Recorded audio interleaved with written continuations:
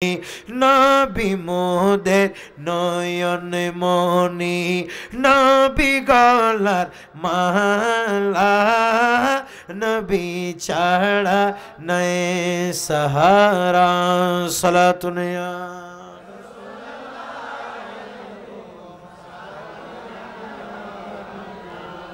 দয়াল নবীর প্রেম ছাড়া মুমিন হতে চায় যারা, দয়াল নবীর প্রেম ছাড়া মুমিন হতে চায় যারা, দয়াল নবীর প্রেম ছাড়া মুমিন হতে চায় যারা, মুনাফিকের দলে তারা, মুনাফিকের দলে তাদের নাম দেখেছি আমি, হৃদয় থেকে নবীজিকে ভালোবেসেছি আমি, হৃদয় থেকে নবীজিকে। আমার মনের ঘরে নবীর নূরে, মনের ঘরে নবীর নূরে আলো জ্বেলেছি আমি, হৃদয় থেকে নবীজিকে ভালোবেসেছি। সালাতুন ইয়া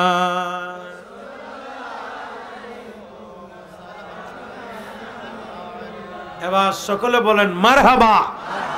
ভাই আপনারা বলেন রসুল করিম সাল্লাল্লাহু আলাইহি সাল্লামকে বাদ দিয়ে ইমানদার হওয়া সম্ভব? কথা বলেন সম্ভব? আমার নবীর উপরে বিশ্বাস স্থাপন না করে হাজার বার কোটি বার যদি লা ইলাহা ইল্লাল্লাহ পড়ে, হাজার বার কোটি বার যদি মহান রব্বে করিম আল্লাহ পাক সুবহানাহু ওয়া তাআলাকে ডাকে, আমার আল্লাহও জানে এ কখনো ইমানদার নই, এ একজন দুশমনের রসুল। যেই ব্যক্তি আমার রসুলের দুশমন হবে আল্লাহ কখনো তাকে আল্লাহর বান্দা হিসাবে স্বীকৃতি দিবে না। কথা কোন ঠিক না? যদি বান্দা হিসাবে স্বীকৃতি পাইতে চান, আল্লাহর পুণ্যবান হিসেবে স্বীকৃতি পাইতে চান, যদি জান্নাতি মানুষের লিস্টিতে নাম কানা উঠাইতে চান, তাইলে মনে রাখবেন নিঃসন্দেহে আল্লাহ এবং রসুলের উপরে ঈমান আনয়ন করতে হবে। এটাই হলো ইসলামী শরীয়তের ফয়সালা। কথা কোন ঠিক না? লা ইলাহা ইল্লাল্লাহ সবাই পড়ে। আপনারা জানেন সাম্প্রতিক একটা বাতিল সম্প্রদায়ের মানে উদ্ভব হয়েছে একটি বাতিল সম্প্রদায়। সেই বাতিলের নাম হলো আহলে কোরআন। কি বললাম? আহলে কোরআন। এরা নামে যদিও আহলে কোরআন, কিন্তু পক্ষান্তরে দেখা যায় তাদের আকীদা আমল সব কিছু যখন দেখা যায় যে এরা আসলে আহলে কোরআন না, আহলে খবিস, আহলে শয়তান। একটু জোরে বলবেন না নাউজুবিল্লাহ? আহলে কি? শয়তান। এরা শয়তানের অনুচর, কোরআনের নয়।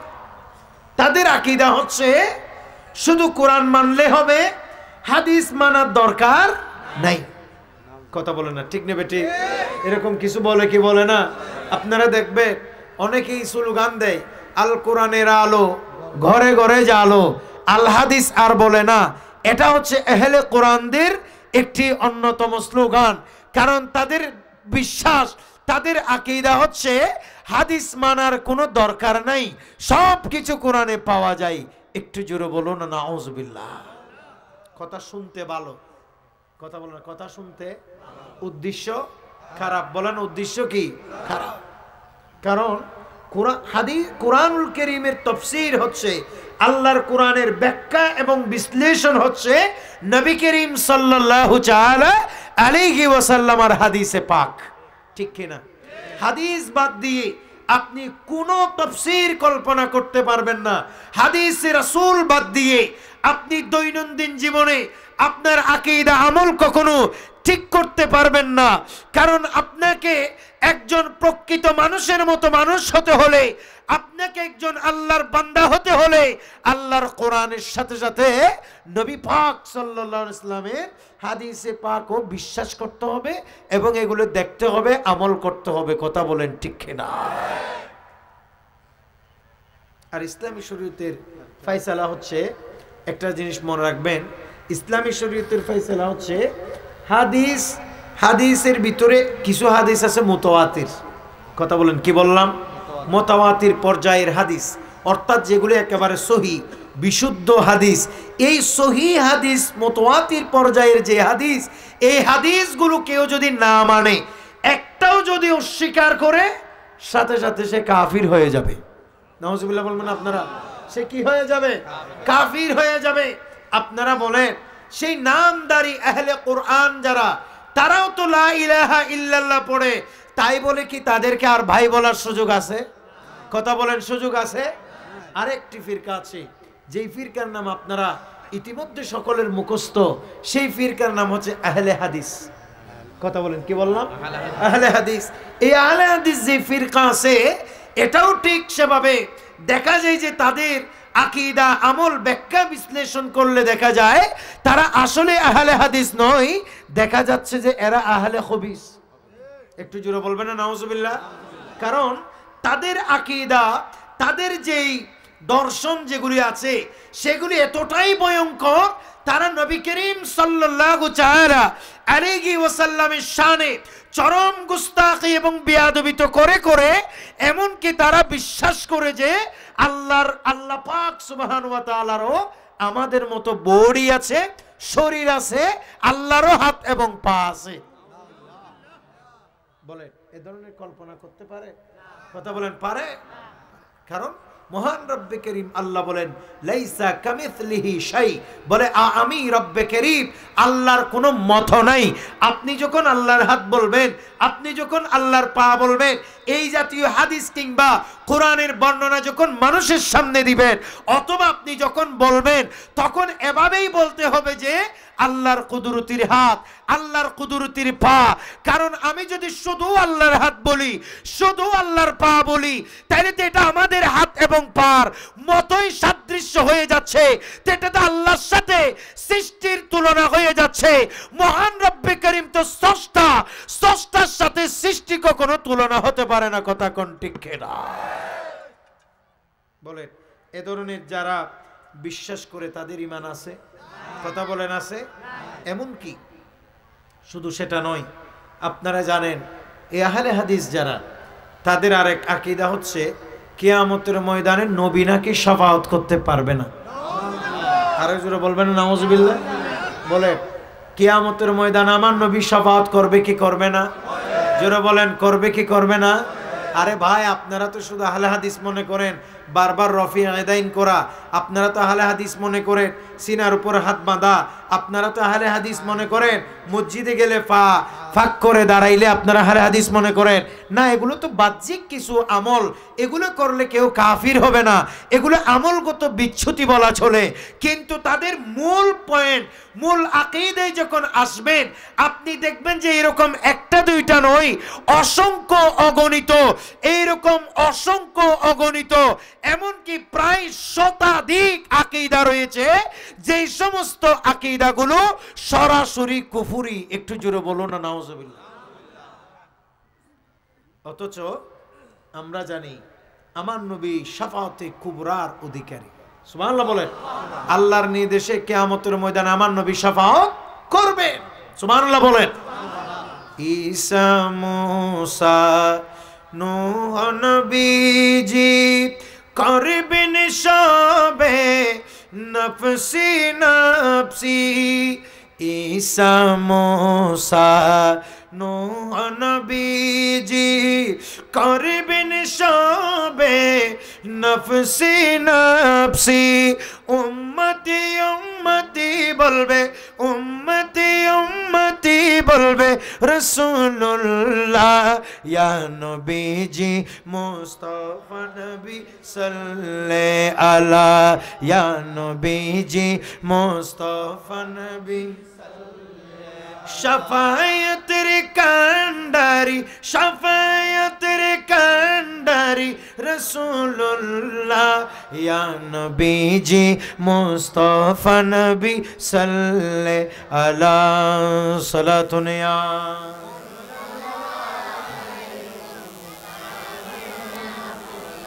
এবার সকলে বলেন মারহাবা। আপনারা কি বিরক্ত হচ্ছেন? কথা কি বোঝা যায়? তাহলে বলেন নবী করিম সাল্লাল্লাহু আলাইহি ওয়াসাল্লাম কিয়ামতের ময়দানে শাফাআত করবে, এটা সরাসরি কোরআন দ্বারা প্রমাণিত, এটা সরাসরি আমার নবীর বিশুদ্ধ হাদিস তথা সহিহ হাদিস দ্বারা প্রমাণিত, এটা আমার নবীর মুতাওয়াতির পর্যায়ের হাদিস দ্বারা প্রমাণিত। কাজে আমার নবীর শাফাআতকে যেই ব্যক্তি অস্বীকার করবে তাকে মুসলমান বলার কোনো সুযোগ আছে? আপনারা কি বলবেন, কোনো সুযোগ আছে? যে আল্লাহ পাক সুবহানাহু ওয়া তাআলার হাত, আল্লাহর পা, আল্লাহর চেহারা এভাবে আমাদের মতো করে কল্পনা করে নেবে, তার কি ঈমান থাকতে পারে? তো হাজারবার যদি সে লা ইলাহা ইল্লাল্লাহ পড়ে, তাহলে তাকে কি ভাই বলার, তাকে কি মুসলমান বলার কোনো সুযোগ আছে? এবার আপনারা জানেন আরেকটি কুখ্যাত ফিরকার নাম আছে কাদিয়ানি ফিরকা। সবাই বলেন কি ফিরকা? কাদিয়ানি ফিরকা। তাদের আকীদা দর্শন বিশ্বাস হচ্ছে নবী করিম সাল্লাল্লাহু আলাইহি ওয়াসাল্লামের পরেও আবার দুনিয়াতে নবী রাসূল আসতে পারে। নাউজুবিল্লাহ বলবেন না? আরো জোরে বলেন না নাউজুবিল্লাহ।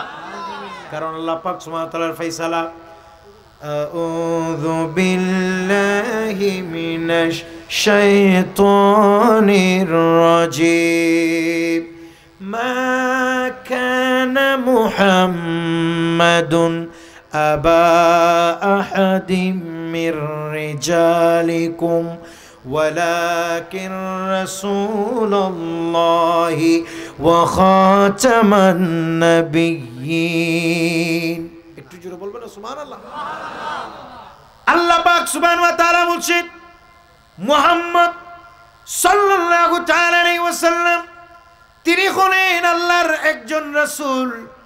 দুনিয়াতে তিনি কোনো পুরুষ জাতির পিতা নয়। কথা বলেন, কোনো পুরুষ জাতির পিতা নয়। তাহলে তিনি কি মহান রব্বে কারীম আল্লাহ পাক সুবহানাহু ওয়া তাআলা বলছেন ওয়ালাকিন রাসূলুল্লাহ, তিনি হলেন আল্লাহর রাসূল, ওয়া খাতামান নবীন, এবং তিনি হলেন শেষ নবী। তিনার পরে আর কোন নবী রাসূল দুনিয়াতে আসবেন না। উচ্চ আওয়াজে বলুন সুবহানাল্লাহ। আপনারা কি আমার কথা বুঝতে পারছেন? কিন্তু মির্জা গোলাম আহমদ কাদিয়ানীর অনুসারী যারা, তাদের বিশ্বাস হচ্ছে নবী করিম সাল্লাল্লাহু আলাইহি ওয়াসাল্লামের ইন্তেকালের পরে আবারও দুনিয়াতে নবী রাসূল আসতে পারে। এমনকি তাদের মির্জা গোলাম আহমদ কাদিয়ানী সে নাকি একজন আল্লাহর নবী ছিল, বা সে নাকি একজন আল্লাহর রাসূল ছিল। আর একটু জোরে বলবেন না নাউজুবিল্লাহ। আচ্ছা, তারাও তো লা ইলাহা ইল্লাল্লাহ পড়ে। কথা বলেন, পড়ে কি পড়ে না? বলেন না, পড়ে কি পড়ে না?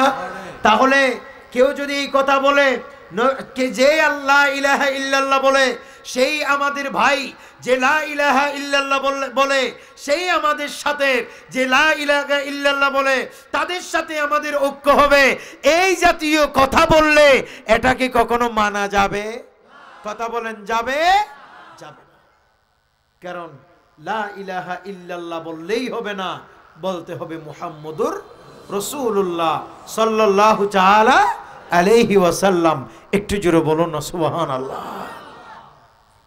প্রিয় ভাইরা আমার, আল্লাহ পাক সুবহানাহু ওয়া তাআলা কোরআনুল কারীমে বলেছেন তোমরা ঈমান আনয়ন করো আল্লাহ এবং রাসূলের উপর। বলেন আল্লাহু আকবার। আপনারা কি বিরক্ত হচ্ছেন? আল্লাহ এবং রাসূলের উপর ঈমান আনয়ন করতে বলেছেন কে? আল্লাহ। কাজেই যেই ব্যক্তি আল্লাহ এবং রাসূলের উপর ঈমান আনয়ন করবে, হাসরের ময়দানে তার যদি আমলগত কোনো বিচ্যুতি থাকে, তার যদি কোনো কারণে দুনিয়াতে গুনাহ গানা থাকে, মহান রব্বে কারীম দয়া পরবশ হয়ে রাসূলুল্লাহর প্রতি ঈমান আনার কারণে আল্লাহ চাইলে তারে মাফ করে জান্নাতি বানিয়ে দিতে পারে। সুবহানাল্লাহ। প্রিয় ভাইরা আমার, সহিহ মুসলিমের বর্ণনা, কিয়ামতের ময়দানে এক ব্যক্তি আল্লাহর সামনে আসবে। সবাই বলেন কার সামনে আসবে? আল্লাহ পাক সুবহানাহু ওয়া তাআলার কুদরতের সামনে চলে আসবে এক ব্যক্তি। মহান রব্বে কারীম আল্লাহ পাক সুবহানাহু ওয়া তাআলা ওই বান্দাকে বলবে, বান্দা তুমি দুনিয়াতে যে অন্যায় করেছো, দুনিয়াতে যে আমল করেছো, আজকে তুমি তোমার আমল নামা দেখো। বান্দা যখন তার আমল নামার দিকে চোখ দিয়ে তাকাবে, দেখা যাবে আমল নামার খণ্ড হয়ে গেছে, এক খণ্ড দুই খণ্ড লিখতে লিখতে একেবারে 99 খণ্ড হয়ে গেছে। কথা বুঝেন নাই আপনারা? কিয়ামতের ময়দানে এক ব্যক্তি আল্লাহর সামনে আসবে। সবাই বলেন কার সামনে? আল্লাহর সামনে, এবং পিছনে নেই। কিন্তু এটা বোঝার জন্য হাদিসে পাকের পরিভাষা আপনাদেরকে বোঝাচ্ছি। আল্লাহর কুদরতির সামনে, একটু জোরে বলবেন না সুবহানাল্লাহ। এক ব্যক্তি আসবে, আল্লাহ বলবে বান্দা, এটা সহিহ মুসলিমের হাদিস, আমার আল্লাহ বলবেন বান্দা তুমি যে দুনিয়াতে অন্যায় করেছো, তুমি যে দুনিয়াতে গুনাহ করেছো, তুমি যে দুনিয়াতে আমল করেছো, তুমি যে দুনিয়াতে অপরাধ করেছো, এগুলো সব ফেরেশতারা লিখেছে। ফেরেশতারা লিখেছে, ওই যে ফেরেশতারা লেখছে, লেখার যে খাতা, লেখার যে বই, তোমার এই বইগুলো দেখো। বান্দা তখন দৃষ্টি দিয়ে তাকাবে, একেবারে ফেরেশতারা লিখতে লিখতে তার বইয়ের খণ্ড হয়ে গেছে 99 খণ্ড। সবাই বলেন কয় খণ্ড? এটা কোনো গল্প না, আবার মুসলিমের হাদিস। সুবহানাল্লাহ বলেন না ভাই? কয় খণ্ড? কয় খণ্ড? খণ্ড বুঝেন আপনারা? স্যার বুঝছেন নিশ্চয়ই। এক একটা পার্ট, এই যে পার্ট, এরকম একটা পার্ট, এরকম আর একটা পার্ট, এরকম আর একটা পার্ট, এরকম এক খণ্ড, এটার বলেন এক খণ্ড, এরকম আরেকটা হলে 2 খণ্ড, একইভাবে আরেকটা হলে 3 খণ্ড, এভাবে হতে হতে হতে হতে 99 খণ্ড তার দুনিয়াতে যা আমল করেছে এগুলো সব ফেরেশতারা লিখছে। এগুলি আল্লাহর কুদরতের সামনে স্তূপ হয়ে, পাহাড় হয়ে জমা হয়ে আছে। একটু জোরে কোন সুবহানাল্লাহ। আল্লাহ বলবেন বান্দা উনজুর ইলাল কিতাবা, তুমি তোমার এই কিতাবের দিকে তাকাও, তুমি তোমার এই আমলনামার দিকে তাকাও, তুমি তোমার কিতাবের দিকে তাকাও, আমলনামার দিকে তাকাও, ফেরেশতারা যেগুলো লেখছে এগুলোর দিকে তাকাও। বান্দা চোখ খুলে, চোখ মেলে তাকিয়ে দেখবে এই 99 খণ্ড যে আমলনামা, এগুলোর এক এক পৃষ্ঠার লম্বা, এই যে এখন পৃষ্ঠা আছে না, এটা আমি যে খুললাম, এটা কয় ইঞ্চি? সর্বোচ্চ 12 ইঞ্চি 14 ইঞ্চি হবে। কথা বলে না, ঠিক নেবে ঠিক? কিন্তু যখন ওই 99 খণ্ড আমলনামা যখন খুলবে, দেখা যাবে যে এক এক কিতাবের পৃষ্ঠার দৈর্ঘ্য, পৃষ্ঠার লম্বা হচ্ছে চোখের দৃষ্টিসীমা যত দূর যায়, এক এক বইয়ের পৃষ্ঠা তত লম্বা। আরেকটু জোরে বলেন না সুবহানাল্লাহ। কত বড় বড়! অর্থাৎ একজন খোলা ময়দান আপনি যদি এরকম খালি চোখে তাকাইলে যত দূরে দেখা যায়, এক এক বইয়ের পৃষ্ঠা তত লম্বা এবং তত দূরে। একটু জোরে বলবেন না সুবহানাল্লাহ। বন্দা তো লোয়া কুজারা, মাতন হন কুজারা, এবার দুনিয়ার মাঝে দুনিয়ার হতায়ন শতানি গজিম বেকি মনত পড়ে না নপরের নমাতের ইবে বউর মিকে চাই দরগি খুদা খুদা ইন তো এখানে বেকিং করছি, এটা তো নোটো গিয়ে, এটা তো একখানো মিশা নাই। সুবহানাল্লাহ নহর, এটা একখানো কি নাই, মিশা নাই। প্রিয় ভাইরা আমার, আল্লাহ পাক সুবহানাহু ওয়া তাআলা বান্দাকে বলবে, বান্দা তুমি আমলনামার দিকে তাকাও। বান্দা তাকিয়ে দর হয়ে যাবে, স্তব্ধ হয়ে যাবে, আশ্চর্য হয়ে যাবে। বান্দা তো অবাক হয়ে যাবে, বলার ভাষা হারিয়ে ফেলবে। আল্লাহ পাক সুবহানাহু ওয়া তাআলা বলবে, বান্দা তুমি এখান থেকে কি অস্বীকার করবা? এখানে যে লেখা হয়েছে, তোমার আমলনামা যে লেখা হয়েছে, এখানে তুমি কি কোনো একটা অস্বীকার করতে পারবা? বান্দা তখন বলবে না আল্লাহ, এখানে অস্বীকার করতে পারবো না। তখন আমার আল্লাহ বান্দাকে বলবে, তুমি এই অন্যায় কেন করেছো? কোনো উজর থাকলে বলো, উজর থাকলে বলো, কি কারণে এই অন্যায় করেছো? বান্দা উজরও তখন পেশ করতে পারবে না। বান্দা তখন হাউমাউ করে কান্নাকাটি করবে। বান্দা বুঝে যাবে নিশ্চিত তার জন্য জাহান্নাম। কথা বলেন, নিশ্চিত তার জন্য জাহান্নাম। ইত্তবসরি মহান রব্বে কারীম আল্লাহ পাক সুবহানাহু ওয়া তাআলা তার চেহারার দিকে তাকাবে। তার দিকে তাকিয়ে মহান রব্বে কারীম আল্লাহ পাক সুবহানাহু ওয়া তাআলা ওই বান্দার দিকে তাকিয়ে বলবে, বান্দা তুমি এই অন্যায় করেছো, ঠিক আছে, আজকে তোমার আমলনামা আমি পরিমাপ করব, তবে হ্যাঁ, তোমার শুধুমাত্র একটা ছোট্ট ভালো আমল আছে যেটা আমি আল্লাহ লিখে রেখেছি, যেটা আমি আল্লাহ তোমার আজকের দিনের জন্য সংরক্ষণ করেছি। বান্দা, তুমি অন্যায় করেছো, অপরাধ করেছো, তোমার অপরাধের কিতাব, অপরাধের খাতা লিখতে লিখতে 99 খণ্ড হয়ে গেছে, এবং তোমার এত লম্বা, এত দৈর্ঘ্য, এই খাতার দৈর্ঘ্য চোখের দৃষ্টি সীমা যত দূর যায় তত লম্বা হয়ে গেছে। বান্দা, এগুলো সব তোমার বদ আমল, তোমার সব খারাপ আমল। কি আমল? খারাপ আমল। বান্দা তখন অবাক, সে কি করবে? সে কাঁদবে, অবাক হয়ে যাবে, ভয় পাবে। আল্লাহ বলবে, বান্দা, আজকে তোমার আমল নামাগুলো আমি আল্লাহ মাপবো।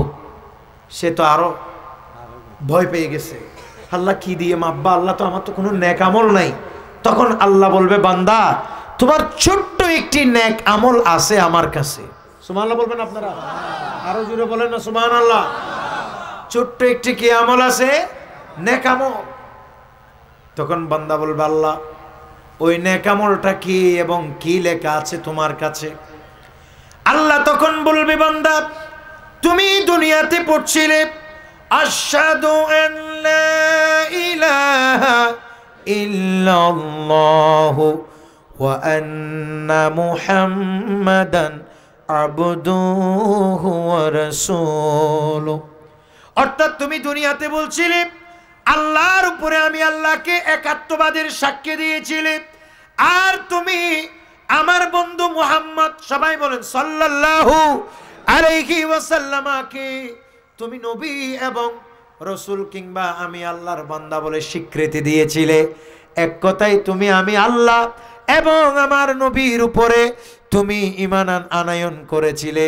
তোমার ওই ঈমানের একটি ছোট্ট টুকরা আমি আল্লাহর কাছে সংরক্ষিত আছে। বান্দা তখন মনে মনে হাসবে, বান্দা বলবে, আয় আল্লাহ, কোথায় 99 খণ্ড বদ আমল, আর কোথায় তুমি এবং তোমার নবীর উপর সামান্য ঈমান?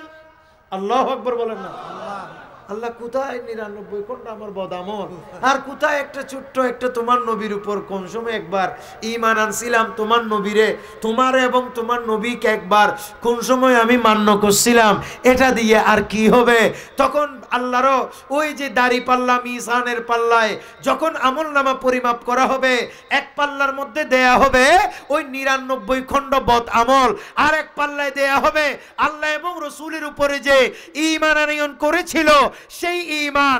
যখন উভয়টা দেয়া হবে, যখন কম্পেয়ার করা হবে, যখন পরিমাপ করা হবে, তখন দেখা যাবে যে ওই ঈমানের পাল্লা যেটা, যেই পাল্লায় আল্লাহর নাম আছে, যেই পাল্লায় আমার নবীর নাম আছে, সেই পাল্লার ওজন এত বেশি, সেই পাল্লার নিচে বসে রয়েছে, আর বদ আমলের পাল্লা একেবারে পাতল হয়ে উপরে উঠে গেছে। আল্লাহ বলে, বান্দা দেখো, আজকে তুমি আমার নবীর উপরে, আমি আল্লাহর উপর ঈমান আনার কারণে তোমার কি পরিণতি হতে যাচ্ছে। তোমাকে আমি আল্লাহ মাফ করে আমি জান্নাতি বানিয়ে দিলাম। বলেন সুবহানাল্লাহ।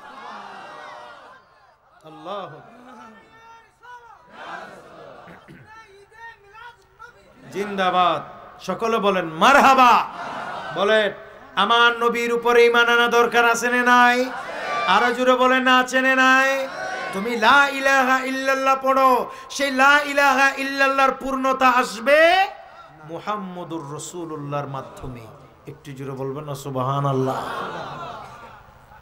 কিন্তু আজ আমরা দেখছি নবী করিম সাল্লাল্লাহু তাআলা আলাইহি ওয়াসাল্লামের ব্যাপারে যখন ঈমান আনয়নের কথা বলা হয়, এক ধরনের কৃপণতা মানুষের ভিতরে কাজ করে। কথা কোন ঠিক কিনা? এমনকি আল্লাহ বলেন, ওয়া তুআযিরুহু ওয়া তুওয়াক্কিরুহু, তোমরা নবী করিম সাল্লাল্লাহু তাআলা আলাইহি ওয়াসাল্লামকে ইজ্জত করো এবং তোমরা আমার নবীকে শ্রদ্ধা করো। আমার নবীকে শ্রদ্ধা করতে হবে, ইজ্জত করতে হবে, এই নির্দেশ কার? আল্লাহ। জোরে বলেন না কার? কিন্তু বড় আশ্চর্যের ব্যাপার হচ্ছে সাম্প্রতিক আমরা লক্ষ্য করছি নবী করিম সাল্লাল্লাহু তাআলা আলাইহি ওয়াসাল্লামের শানে বিভিন্ন রকমের কথাবার্তা বলে আমার নবীর শানে চরম গুস্তাখি এবং বেয়াদবি করা হচ্ছে। কথা বলেন ঠিক কিনা? মনে রাখবেন, নামাজ যেমন ফরজ, রোজা রাখা যেমন ফরজ, হজ করা যেমন অর্থ থাকলে যেভাবে হজ করা ফরজ, ঠিক সেভাবে একজন মুসলমানের আমার নবীকে ইজ্জত করা, রাসূলুল্লাহকে সম্মান করা, আমার নবীর প্রতি শ্রদ্ধা পোষণ করা, এটাও ফরজ। সুবহানাল্লাহ বলে। আমার নবীকে ইজ্জত করা এটাও ফরজ। বলেন আল্লাহু আকবার। কেমন ইজ্জত? ইজ্জতটা আমি স্যার হিসাবে, মাস্টার হিসাবে আমি উনাকেও করছি, ঠিক নেবে ঠিক? নবীর ক্ষেত্রে কি শুধু এই ইজ্জতেই যথেষ্ট হবে? আমি বাবাকেও ইজ্জত করছি আমার জন্মদাতা হিসেবে। নবী করিম সাল্লাল্লাহু আলাইহি ওয়াসাল্লামকে শুধু কি এইটুকু ইজ্জত করলে কাফি হবে? আমি মাকে ইজ্জত করছি আমার জন্মদাত্রী মা হিসেবে, এটাও আমার জন্য ফরজ। কিন্তু সিরিফ সেই ইজ্জত রাসূলুল্লাহ সাল্লাল্লাহু আলাইহি সাল্লামের জন্য এটা যথেষ্ট নয়। আমার নবীকে ইজ্জত করতে গেলে এমন ভাবে ইজ্জত করতে হবে যেই ইজ্জতের কোনো তুলনা নাই। নবী যেমন সৃষ্টি জগতে কোনো তুলনা নাই, আমার নবীর ইজ্জত করতে গেলে রাসূলুল্লাহর ইজ্জতও অতুল হতে হবে, অতুলনীয় হতে হবে। কথা বলেন ঠিক কিনা? কিন্তু আজ আমাদের সমাজে এক রকমের কৃপণতা। বক্তা কতগুলো আসে বিভিন্ন জায়গা থেকে, কোত্থেকে আসে, সবগুলোর ঠিকানা হচ্ছে ঢাকা। কথা বলে না, ঠিক নেবে ঠিক? সবগুলোর ঠিকানা কি? ঢাকা। আর রিক্কের মানুষ মনে করে দেয় নামর ফিসুতি ডাহালে হাতাইলি ইবে এলামর সাগর তো ডুব মারি এসে বলি মনে করে না মাথাতে, ঠিক নেবে ঠিক? শুনে, ঢাকা আর সাকা কিংবা চট্টগ্রাম কক্সবাজার এটা বড় কথা নয়। যদিও আমার ঠিকানা এখানে চট্টগ্রাম লিখছে, আমার মাদ্রাসা চট্টগ্রামেও আছে, কক্সবাজারেও আছে, রামুতেও আছে, আমাদের বাড়ি রামু। আমি আপনাদেরকে স্পষ্ট জানিয়ে দিতে চাই, জায়গা কোনো এলমের মাপকাঠি নয়। এলমের মাপকাঠি হচ্ছে হুব্বে মুস্তাফা, এলমের মাপকাঠি হচ্ছে রাসূল করিম সাল্লাল্লাহু আলাইহি ওয়াসাল্লামের ইশক, এলমের মাপকাঠি হচ্ছে আমার নবীর প্রতি আদব। যার হৃদয়ের ভিতরে যত বেশি রাসূল করিম সাল্লাল্লাহু আলাইহি সাল্লামের প্রতি মুহাব্বত আছে, আমার নবীর প্রতি ইজ্জত এবং ভালোবাসা আছে, সেই ব্যক্তি তত বেশি ঈমানদার, তত বেশি এলমদার, তত বড় আলেম। ঠিক নেবে ঠিক? আর যে এলম শিখে নবী চিনে না, সে বক্তা হইতে পারবে, কিন্তু আসলে সে বক্তা না, সে জাহান্নামের তক্তা। কথা বলে না, ঠিক নেবে ঠিক? যেই বক্তা নবী করিম সাল্লাল্লাহু তাআলা আলাইহি ওয়াসাল্লামের শানে চরম গুস্তাখি এবং বেয়াদবি পূর্ণ কথা বলবে, আমার নবীর শানে চরম গুস্তাখি এবং বেয়াদবি করবে, নবী করিম সাল্লাল্লাহু আলাইহি সাল্লামের শানে কথা বলার সময় যেই ব্যক্তি আদব কায়দা ঠিক করবে না, যেই ব্যক্তি কথা বলার সময় নবী করিম সাল্লাল্লাহু তাআলা আলাইহি ওয়াসাল্লামের শানে আদব কায়দা রাখবে না, সে হাজারো বক্তা হতে পারে, লক্ষ টাকা তার ফিস হতে পারে, তার ওয়াজে লক্ষ কোটি মানুষের জমায়েত হতে পারে, কিন্তু সে প্রকৃত অর্থে বক্তা হতে পারে না, সে জাহান্নামের তক্তা হবে। কথা কোন ঠিক না? বক্তা তাকেই বলবেন যার ভিতরে ইশকে মুস্তাফা আছে। সুবহানাল্লাহ বলেন না ভাই? যার ভিতরে ইশকে মুস্তাফা আছে।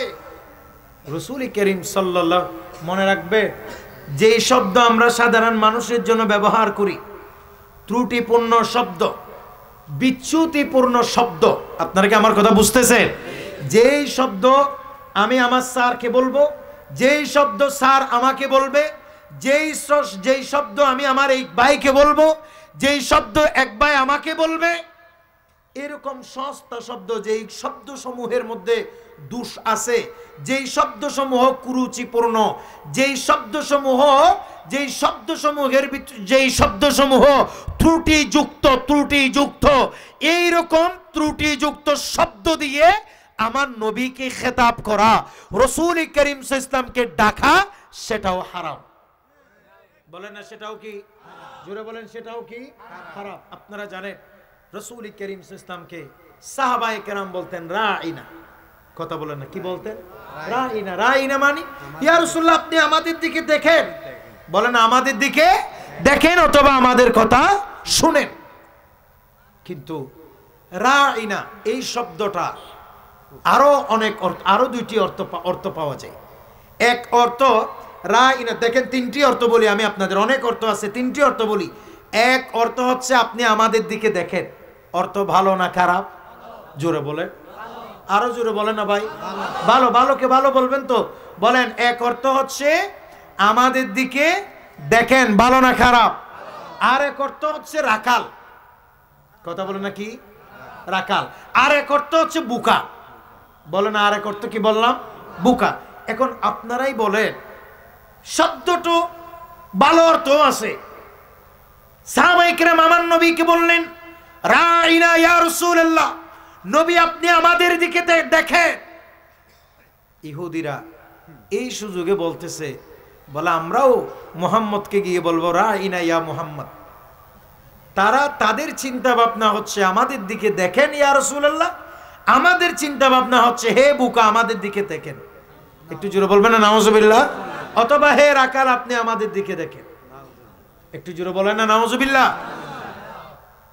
আচ্ছা, তো শব্দ তো একটা, অর্থ ভালো আছে খারাপও আছে। প্রিয় ভাইরা আমার, আল্লাহ পাক সুবহানাহু ওয়া তাআলা কুরআনুল কারীমের ভিতরে মূলনীতি করে দিয়েছেন, ইয়া আইয়ুহাল্লাযীনা আমানু লা তাকুলু রাইনা। আল্লাহ পাক সুবহানাহু ওয়া তাআলা বলছেন, হে মুমিন বান্দাগণ, আজ থেকে তোমরা আমার রাসূলকে কেউ রাইনা বলবে না। বলেন আল্লাহু আকবার। কেন বলবে না? যেহেতু এই শব্দের ভিতরে খারাপ অর্থ আছে, ভালো অর্থ আছে। তোমরা যদিও বা এটাকে ভালো অর্থে ব্যবহার করো, কিন্তু কাফেরেরা, ইসলামের দুশমনেরা এটাকে খারাপ অর্থে ব্যবহার করে। কাজে এরকম যেগুলি কুরুচিপূর্ণ শব্দ অথবা যে শব্দের ভিতরে দোষ আসে, ত্রুটিযুক্ত শব্দ, এই সমস্ত ত্রুটিযুক্ত শব্দ দিয়ে কখনো তোমরা আমার নবীকে ডাকবে না। আর যখনই তোমাদেরকে রাসূলুল্লাহকে ডাকতে ইচ্ছে করে, তখন তোমরা নবীকে বলো উনজুরনা ইয়া রাসূলুল্লাহ, নবী আপনি আমাদের দিকে তাকান। সুবহানাল্লাহ।